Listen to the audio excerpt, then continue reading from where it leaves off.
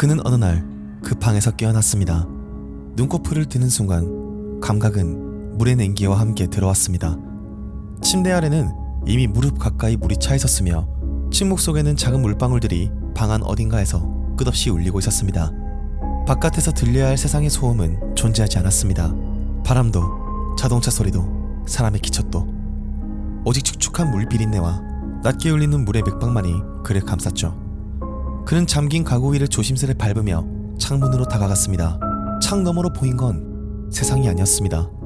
모래사장도 아니고 도심도 아니고 산도 아닌 그 창 너머엔 아무리 눈을 좁혀도 끝이 닿지 않는 거대한 물의 벽이 있었습니다.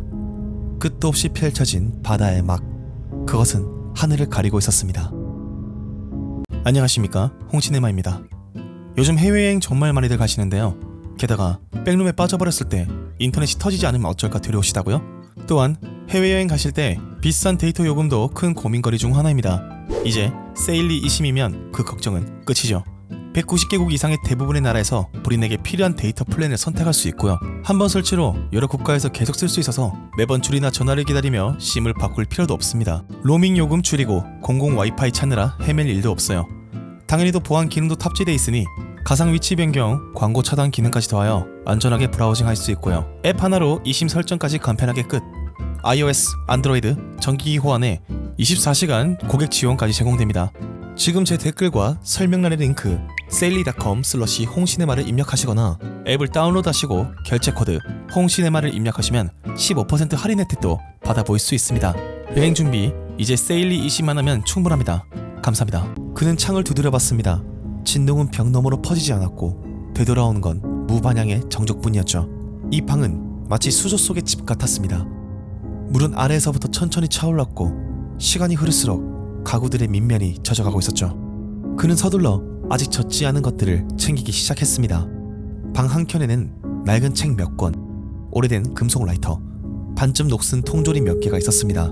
모두 바닥에 있던 것이라 물에 절어 있었지만 안쪽까지는 스며들지 않은 듯 했습니다. 물기를 털며 수납장에 넣은 그는 마지막으로 방 안을 둘러본 후 문을 향해 다가갔습니다. 그는 문을 나가지 않았습니다. 대신 손에 쥔 깨진 의자의 조각 하나를 가볍게 밖으로 던졌습니다. 조각은 문 밖으로 떨어지자마자 아래로 떨어지는 것이 아니라 수평으로 창밖의 물의 벽 쪽으로 중력이 거꾸로 된 듯 낙하해버렸습니다. 그는 그것이 떨어지는 것이 아니라 끌려가는 것처럼 보였다고 나중에 회상합니다. 이제야 그는 깨달았죠. 이 구조물 전체는 바다의 중심에 떠있는 것이 아니라 무언가에 의하여 위쪽으로 매달려 있다는 것입니다. 즉, 문을 열고 나가는 순간 그는 하늘로부터 아래의 바다로 추락하게 됩니다. 그의 방은 물속에 잠겨가는 동시에 하늘 끝자락에 붙잡혀 있던 조각이었던 셈이죠. 그는 결단을 내렸습니다. 물이 이대로 차오르면 그는 익사하게 됩니다.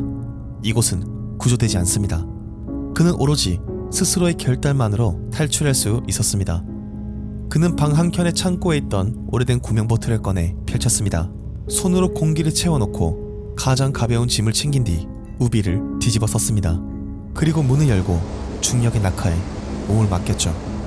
그의 시야는 물속으로 떨어지는 순간에도 다치지 않았습니다. 빛이 휘어지고 소리가 뒤틀리고 모든 방향이 붕괴된 듯한 세계 속에서 그는 구명보트 안에서 조용히 손잡이를 잡고 그 낙하를 견뎌냈습니다. 그곳은 더 이상 우리가 아는 하늘이나 땅이 아니었습니다. 무언가에 의해 거꾸로 놓인 바다의 뒤편, 끝없이 어두운 수면 아래에서 그는 떠올랐습니다. 그리고 그의 항해가 시작되었습니다.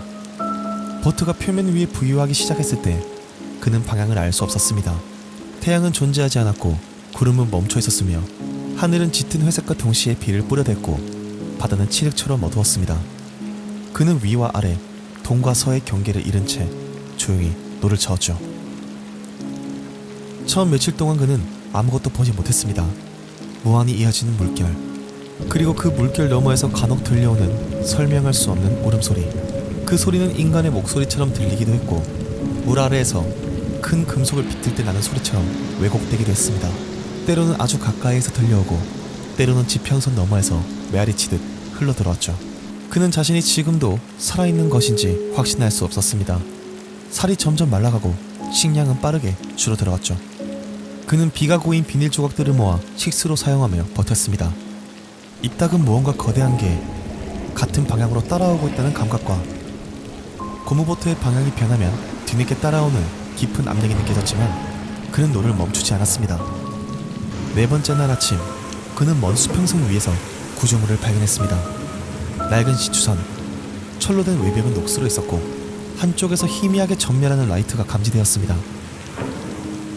그는 구명보트의 노를 미친 듯이 저었죠. 시추선에 다다른 그는 밧줄 사다리를 붙잡고 올라갔고 그곳에는 사람들이 있었습니다. 대략 20명 남짓, 각기 다른 복장을 한 사람들. 그들은 남성을 바라봤지만 환영하지 않았고 또한 내쫓지도 않았습니다. 그들은 자신들이 이곳을 207 기지라 부른다고 말했습니다. 이 바다 위에서 생존 가능한 구조물이며 적어도 지금까진 안전했다고. 그는 도착과 동시에 간단한 조사를 받았습니다. 기억나는 날짜, 눈의 초점 상태, 정신 착란 여부. 그들은 무언가에 익숙해져 있었습니다. 그를 진심으로 반기진 않았지만 그 역시 더는 외로움을 느끼지 않게 되었죠. 그에게 할당된 공간은 시추선 구석의 작은 방이었습니다. 물은 새지 않았지만 항상 벽이 축축했고 잠들면 선체의 진동과 함께 이상한 속삭임이 들리는 듯 했습니다. 그는 일주일을 그곳에서 보낸 뒤 식량 탐색 임무에 배정됩니다. 207 기지의 생존자들은 보트를 나누어 타고 바다 위를 떠다니는 구조물, 수상한 물체, 생선, 표류한 선박을 찾아 떠납니다. 그가 배정된 날, 하필이면 기록되지 않은 무언가가 다가오고 있었습니다. 그리고 그 순간 그는 그것을 처음으로 보고 말았죠. 길고 하얗고 말라있으며 물 위를 갈아내는 형상. 심해에서 수천 년을 살아온 듯한 주름진 껍질. 물 위에 떠있으면서도 바다보다 더 깊은 어둠을 끌어올리는 존재. 그는 그 자리에 얼어붙은 채로 그 생물을 마주했습니다. 그는 초거대 심해 생물의 모습을 정확히 묘사할 수 없었습니다. 시야는 짙은 물기와 압도적인 형상에 왜곡되고 말았죠. 하지만 한 가지는 분명했습니다. 그것은 살아있는 존재였고 이곳의 바다를 통제하고 있었습니다. 그 순간 바다가 울었습니다. 그리고 곧 수평선 너머에서 거대한 물기둥이 솟구쳐 오르며 쓰나미가 그를 향해 밀려왔습니다. 소리는 들리지 않았습니다. 고요한 절망만이 무겁게 허공을 뒤엎었죠. 파도는 거대한 벽처럼 솟아올랐고 그는 그 앞에 선 채로 한 번도 경험하지 못한 정적을 느꼈습니다. 그는 눈을 감았고 그리고 아무런 소리 없이 파도는 그를 집어삼켰죠.